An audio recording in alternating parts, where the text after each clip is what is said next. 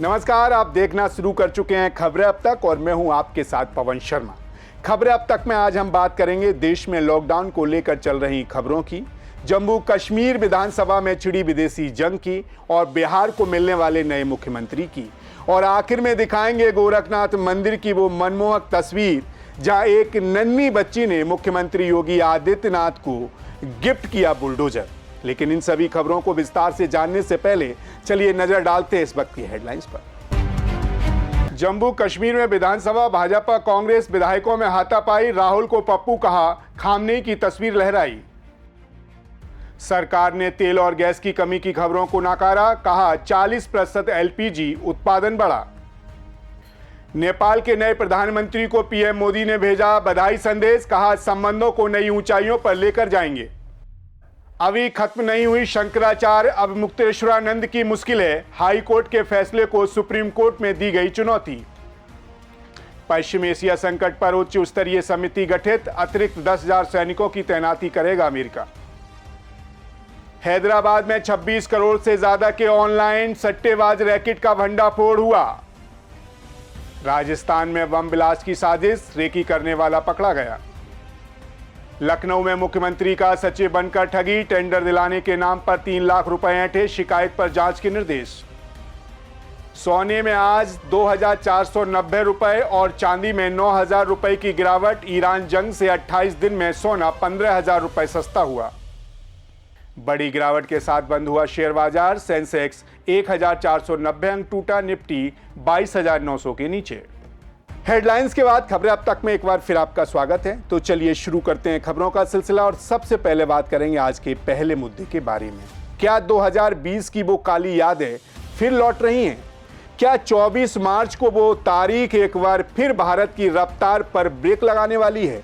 जी हां, social media की गलियारों से लेकर व्हाट्सएप यूनिवर्सिटी तक सिर्फ एक ही सवाल गूंज रहा है कि क्या फिर देश में लॉकडाउन लगेगा?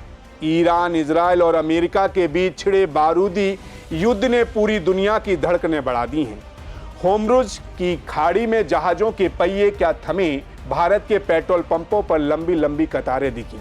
लेकिन इन सब के बीच जिस चीज ने सबसे ज्यादा आग लगाई वो थी लॉकडाउन की अफवाह। आज हम इस अफवाह का काला चिट्ठा खोलेंगे और आपको बताएंगे कि दिल्ली के गलियारों में असली हलचल क्या है।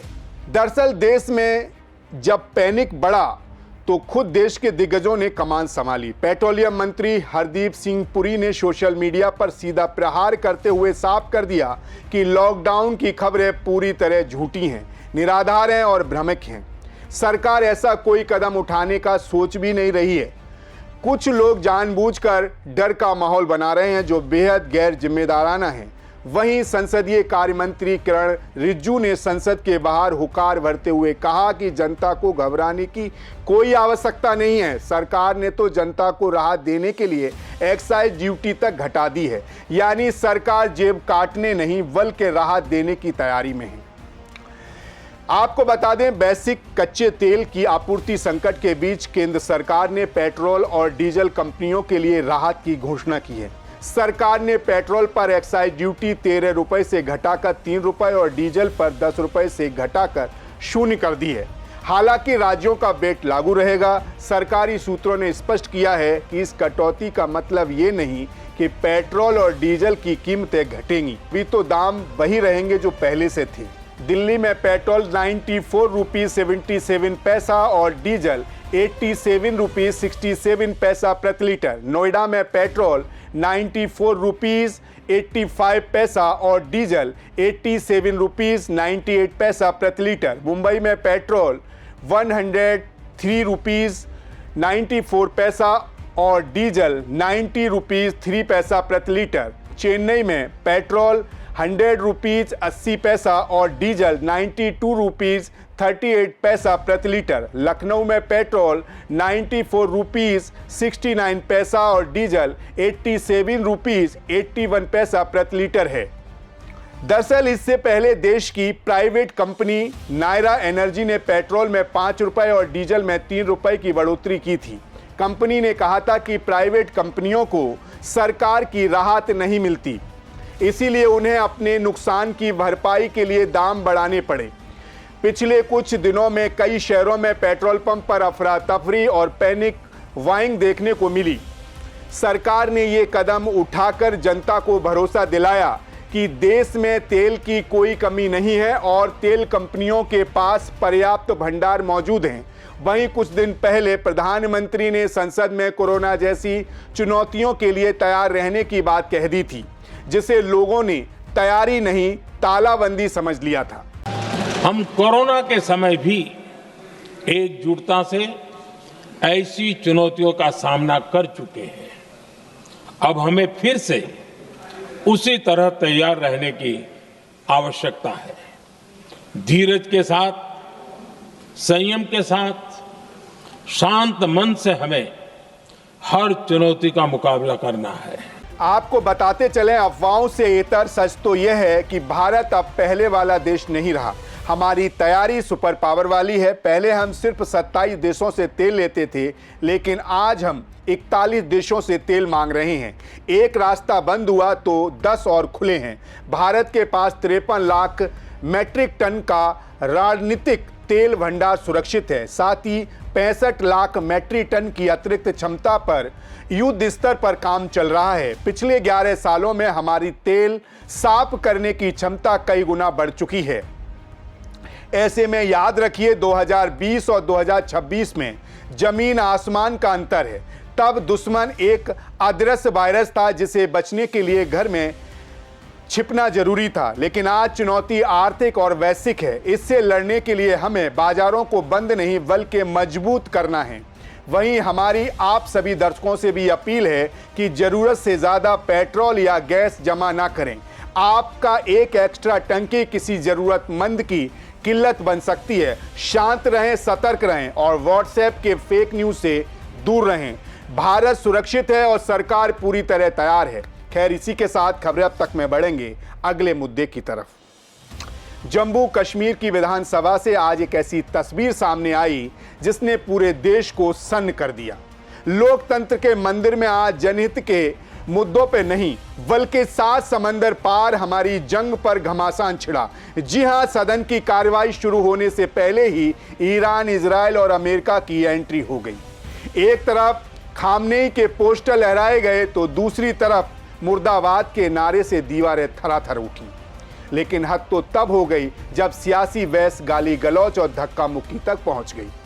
आइए जानते हैं आज के इस हाई वोल्टेज ड्रामे के पीछे की पूरी कहानी। दरअसल आज जैसे ही जम्मू कश्मीर विधानसभा का सत्र शुरू हुआ, नेशनल कॉन्फ्रेंस और पीडीपी के विधायकों ने सदन के भीतर और बाहर विरोध का बिगुल फूंक दिया। विधायकों के हाथ में ईरान के मारे गए सर्वोच्च नेता खामनेई की तस्वीरें थीं। एनसी नेता तनवीर सादिकी के नेतृत्व में विधायक सदन के बीचों बीच आ गए।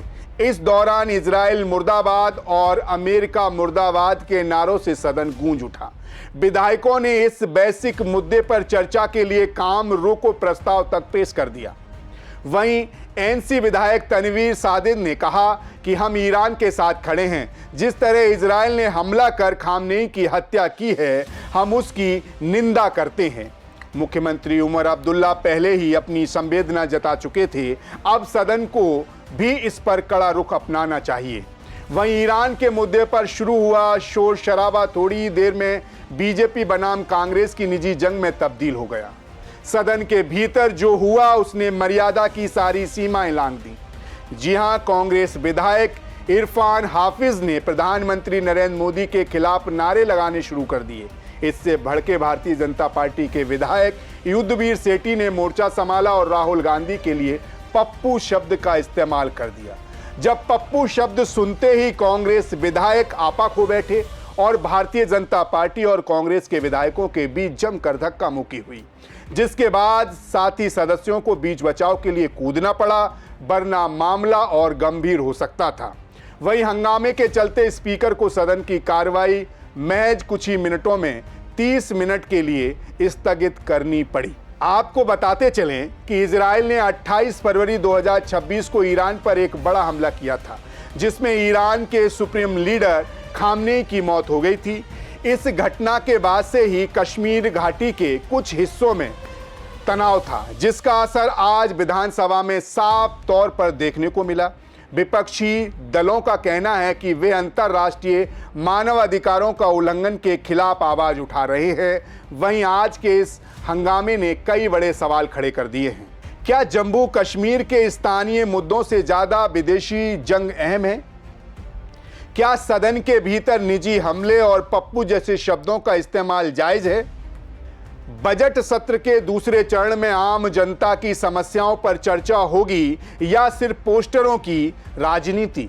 फिलहाल विधानसभा परिषद के बाहर भारी सुरक्षा बल तैनात है, लेकिन सदन के भीतर का तापमान कम होने का नाम नहीं ले रहा है। एक तरफ अंतर्राष्ट्रीय संवेदनाएं हैं तो दूसरी तरफ घरेलू राजनीति का तीखापन। अब देखना यह होगा कि क्या अगले सत्र में जनता के बिजली, पानी और सड़क जैसे मुद्दों पर बात हो पाएगी या फिर ईरान इजराइल की जंग जम्मू कश्मीर की विधानसभा को इसी तरह हाईजैक करती रहेगी। इसी के साथ खबरें अब तक में बढ़ते हैं अगले मुद्दे की तरफ। बिहार की राजनीति में इस वक्त बदलाव का दौर चल रहा है। बिहार में मौसम भले ही बदल रहा हो, लेकिन सियासी पारा उबाल पर है।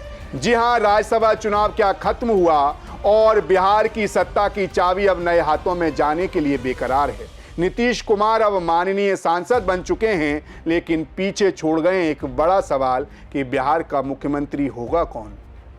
एक तरफ भारतीय जनता पार्टी के दिग्गज चुपचाप तरीके से दिल्ली के दरबार में हाजिरी लगा रहे हैं, तो दूसरी तरफ सत्ता की बिसात नागपुर के संघ मुख्यालय में बिछाई जा रही है। और रुकिए, इस महासंग्राम के बीच बिहार कांग्रेस में तो युद्ध छिड़ गया है और 3 विधायकों की गर्दन पर अनुशासन की तलवार लटक रही है।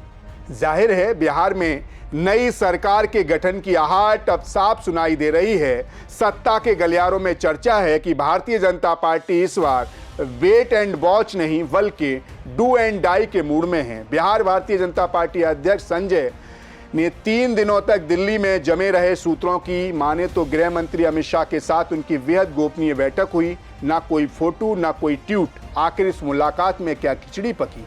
क्या नए सीएम के नाम पर मोहर लग गई है? वहीं विधानसभा अध्यक्ष प्रेम कुमार सीधे नागपुर पहुंच गए हैं। संघ के संस्थापक डॉक्टर हेगड़े की प्रतिभा पर पुष्प अर्पित कर उनकी तस्वीर से कयासों को और हवा दे रहे हैं। राजनीति के जानकार कह रहे हैं कि बिहार का अगला कमान संघ की रजामंदी के बिना तय नहीं होगा। इधर नीतीश कुमार समृद्धि यात्रा पर निकले हैं, साथ में सम्राट चौधरी और विजय सिन्हा भी हैं। कहने को तो साफ विकास की यात्रा है, लेकिन लोग इसे अंतिम विदाई और शक्ति प्रदर्शन का मिला जुला रूप बता रहे हैं। दूसरी तरफ सत्ता परिवर्तन की चर्चाओं के बीच विपक्षी खेमे से एक बड़ी खबर सामने आ रही है। कांग्रेस अपनी बागी विधायकों को ठिकाने लगाने की तैयारी में है। जी हां, राज्यसभा चुनाव में एनडीए की राह आसान करने वाले 3 विधायकों का पत्ता कटना तय है, जिसमें मनोहर प्रसाद सिंह, सुरेंद्र कुशवाहा, मनोज विश्वास शामिल हैं। इन तीनों विधायकों ने जो कारण बताए, नोटिस का जवाब दिया, उसने कांग्रेस आला कमान की नींद उड़ा दी है। सूत्रों के मुताबिक जवाब में माफी मांगने के बजाय इन विधायकों ने प्रदेश नेतृत्व की रणनीति पर ही सवाल खड़े कर दिए। उनके तीखे तेवरों ने साफ किया कि वे अब पाला बदलने के लिए तैयार बैठे हैं। अनुशासन समिति किसी भी पल उन्हें पार्टी से बाहर का रास्ता दिखा सकती है। आपको बता दें, बिहार की राजनीति का इतिहास रहा है कि यहां भूकंप आने से पहले सन्नाटा छा जाता है। 2013, 2017 और फिर हालिया घटनाक्रम बिहार ने हमेशा देश को चौंकाया है। इस बार समीकरण कुछ अलग है। ऐसे में सवाल है कि क्या पार्टी किसी पिछड़े या अति पिछड़े चेहरे पर दांव लगाएगी? क्या कांग्रेस के ये बागी विधायक भारतीय जनता पार्टी या जेडीयू का हिस्सा बनेंगे? राज्यसभा जाने के बाद नीतीश कुमार केंद्र में किस बड़ी भूमिका में दिखेंगे? कुल मिलाकर देखा जाए तो बिहार में खेला शुरू हो चुका है, बस आधिकारिक मोहर लगनी अब बाकी है। दिल्ली की चुप्पी और नागपुर की सक्रियता बता रही है कि आने वाले 48 घंटे से 72 घंटे बिहार की तकदीर और तस्वीर दोनों बदल सकते हैं। क्या बिहार को मिलेगा नया सम्राट या फिर कोई पुराना खिलाड़ी ही बाजी मारेगा? ये तो आने वाला वक्त ही तय करेगा। जाते जाते आपको आज के एक और अहम मुद्दे से रूबरू कराते हैं। उत्तर प्रदेश की राजनीति में बुलडोजर शब्द सुनते ही बड़े बड़े माफियाओं के पसीने छूट जाते हैं, लेकिन आज गोरखपुर के गोरखनाथ मंदिर में इसी बुलडोजर ने सबका दिल जीत लिया। कल्पना कीजिए, सूबे के मुख्यमंत्री योगी आदित्यनाथ सुबह के भ्रमण पर हों और अचानक एक 5 साल की मासूम बच्ची उनके सामने खिलौने का बुलडोजर लेकर आ जाए। जी हां, आज गोरखपुर में कुछ ऐसा ही हुआ जिसने बाबा के सख्त चेहरे पर एक प्यारी सी मुस्कान ला दी। कानपुर से आई नन्ही यशस्विनी ने मुख्यमंत्री को जो उपहार दिया उसकी चर्चा आज पूरा देश कर रहा है। दरअसल आज की सुबह गोरखनाथ मंदिर परिसर में नजारा कुछ अलग था। मुख्यमंत्री योगी आदित्यनाथ हमेशा की तरह जनता से मिल रहे थे, तभी कानपुर की रहने वाली 5 वर्षीय यशस्विनी अपने माता पिता के साथ उनके सामने आई। यशस्विनी ने बड़े ही प्यार से एक पीला खिलौने का बुलडोजर मुख्यमंत्री की ओर बढ़ाया। ये देखकर वहां मौजूद अधिकारी और सुरक्षा कर्मी भी अपनी हंसी को रोक न पाए। खुद योगी जी भी आश्चर्यचकित रह गए और खिलखिलाकर हंस पड़े। मुख्यमंत्री ने बच्ची को दुल्हार किया, उसे ढेर सारी चॉकलेट दी और उसके साथ यादगार फोटो खिंचवाई। लेकिन ट्विस्ट तब आया जब उन्होंने बुलडोजर वापस करते हुए यशस्विनी से कहा कि बेटा तुम इस बुलडोजर से खेलो और खूब मन लगाकर पढ़ाई करो। वहीं मुख्यमंत्री ने अपनी सोशल मीडिया अकाउंट पर भी इस वीडियो को शेयर किया। देखा जाए तो आज की ये घटना बताती है कि उत्तर प्रदेश में बुलडोजर सिर्फ एक मशीन नहीं बल्कि सुशासन और जनता के भरोसे का एक ब्रांड बन चुका है। जहां एक तरफ ये अपराधियों के लिए काल है, वहीं 5 साल की यशस्विनी जैसी बच्चियों के लिए एक सुरक्षा का खिलौना है। रामनवमी के पावन अवसर पर योगी आदित्यनाथ का ये सौम्य रूप और अपराधियों के खिलाफ उनका कड़ा रुख दोनों ही एक नए उत्तर प्रदेश की कहानी बयां करते हैं। तो खबरें अब तक में आपने देखा कैसे अफवाहों के दौर में सरकार ने कमान संभाल कर जनता को राहत दी है। चाहे तेल की किल्लत की खबर हो या लॉकडाउन का डर, सरकार की सुपर पावर वाली तैयारी ने आज देश को आश्वस्त किया है। वहीं कश्मीर से लेकर बिहार तक की राजनीतिक उठापटक ने यह साफ कर दिया है कि आने वाले दिन भारतीय राजनीति के लिए बेहद निर्णायक होने वाले हैं। फिलहाल खबरें अब तक में आज के लिए बस इतना ही। फिर आपसे मुलाकात होगी कुछ और नई खबरें और उनके पीछे छिपे बड़े सच के साथ। तब तक आप बने रहिए सी न्यूज़ भारत के साथ। हर खबर आपके साथ, आपके हाथ। नमस्कार।